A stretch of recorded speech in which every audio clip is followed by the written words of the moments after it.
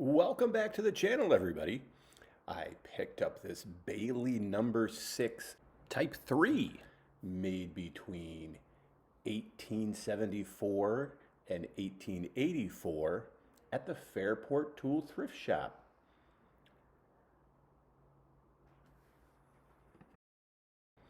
Now I say picked up when actually it was donated to the Fairport Tool Thrift Shop by a local resident there. Fairport is located just outside Rochester, New York, for those of you who aren't familiar. And they have a great tool thrift shop. And I'll tell you more about that at the end of the video.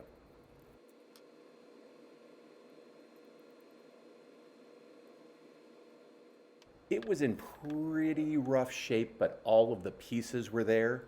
By rough shape, I mean the Japanning was almost completely gone. And it had just been a few years since it had been probably used in any meaningful way. After cleaning off all the necessary dirt and grime with my favorite Dawn dish soap, I placed it in a little tub here and immersed it in Evaporust for a few days. As you can see here, my Evaporust is a little bit older than it used to be. It has been doing a great job, but it still does great. And then I actually took it over to the tool thrift shop where one of my friends there filmed me doing some wire wheel.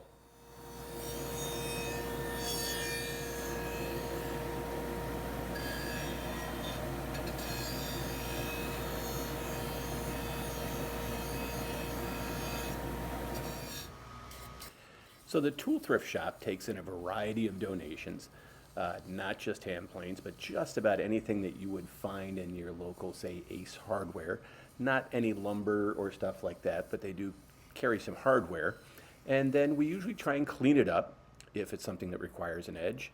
We'll try and sharpen that up for you if we can.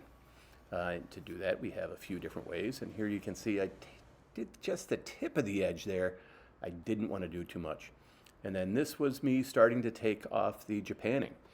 Turns out that Japanning that's over 140 years old does not want to come off that much.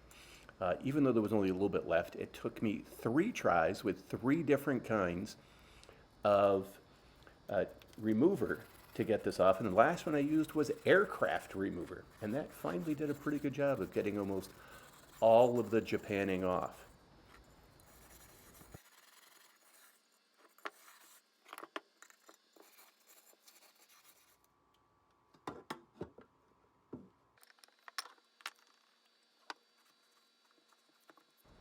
So here's where we get to my always interesting painting process.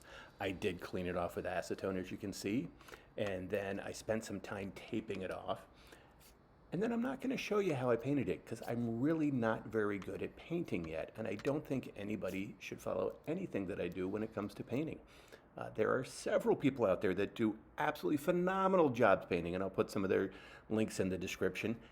Follow one of them if you want to learn how to paint. Don't follow me.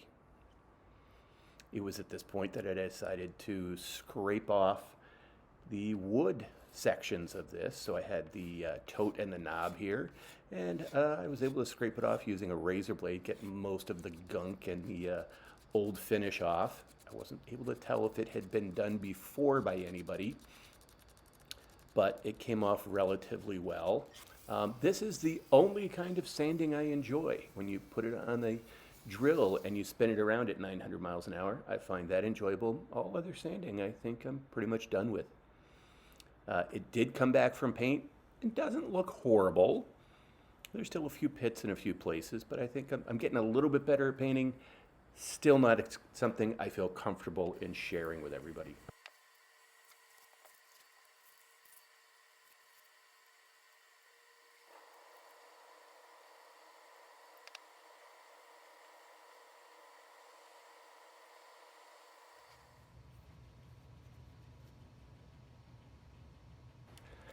I applied 2 coats of a darker stain. I thought that would help it pop a little bit. You know, it's kind of a design idea. And then after that, I covered it with probably 4 to 5 coats of a spray lacquer. I like the spray lacquer. You spray it on, 15 minutes later you put your next coat on, just do thin coats, works pretty well. I then use my Dremel type tool to clean out some of the smaller areas. And then I also used it, and one of my favorite polishes here, Flitz. Thank you, 357 Magdad. And clean up all the places that are going to be seen by people right away and make it look bright and shiny. And it really, I think it adds a lot to people who are going to be purchasing this, because yes, this will be for sale at the tool thrift shop. I simply take them home, I clean them up, we bring them back, and then we sell them.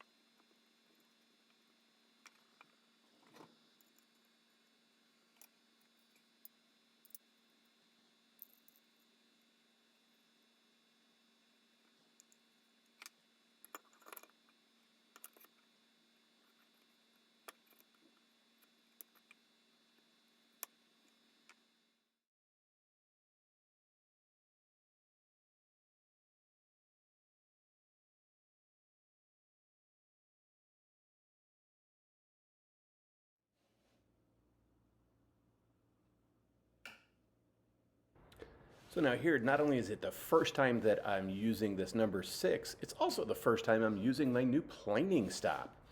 I had a good time installing that the other night. So please don't judge my inability of planing a board flat quite yet. I'm just still learning, like many of us. I found that this worked pretty well. It does a nice job. It takes off a lot of material, and I was fairly happy with how it worked. It could still use a little bit more sharpening and honing. With some adjustment, I was able to get some pretty nice shavings, as you can tell here, and especially in this super slow motion shot. And now it's time for the always sexy before and after shots. Here's this plane before, and I think it's looking a little bit better after. So the plane is looking pretty good. Looks even better when you have some sexy curls hanging around the outside of it. And I did want to let you know that this plane and many other fine tools are available at the Fairport Tool Thrift Shop. Now, the Fairport Tool Thrift Shop is a volunteer-run organization. We take in old tools, we fix them up if they need it. We then resell them to the community, and all the proceeds go to Sophie. Sophie is Senior Options for Independence, so it allows our senior citizens to hopefully stay in their homes a little bit longer. And over the past 12 years, we have raised over $1 million for Sophie through this program. It is really neat, and I think a lot of people in Fairport love it. And if you happen to be traveling down Route 90, the New York State Thruway, you could stop in and see us, check the website first to make sure that we're open, and you too could be an owner of a Fairport Tool Thrift Shop tool. Thanks for stopping by.